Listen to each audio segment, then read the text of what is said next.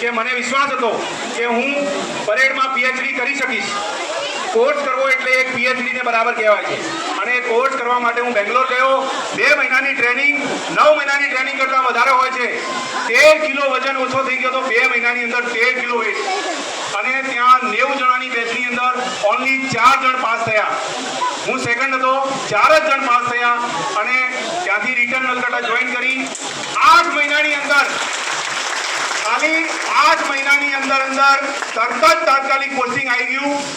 16 સપ્ટેમ્બરે મારા બાબલાનો જન્મ અને 19 સપ્ટેમ્બરે તરત જ મારું પોસ્ટિંગ. આ નસીબ લઈને આવ્યો હતો સાથે રહેવા માટે.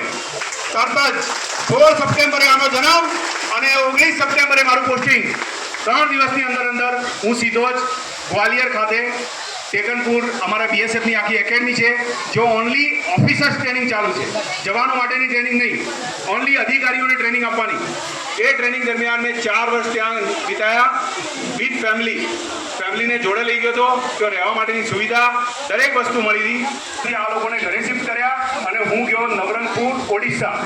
એટલે આ દરમિયાન દરેક જગ્યાએ ફરવાનું થઈ ગયું. ઉત્તર, દક્ષિણ, પૂર્વ, પશ્ચિમ દરેક જગ્યાએ. ઓડિશાની અંદર નવરંગપુરની અંદર 2 વર્ષ પતાયા. પછી ડાયરેક્ટ બેંગ્લોર પોસ્ટિંગ આવી. બેંગ્લોર 1 વર્ષ રહ્યા પછી ફરી પંજાબ આવ્યું. ફરી પંજાબની અંદર પોસ્ટિંગ આવવાથી 2018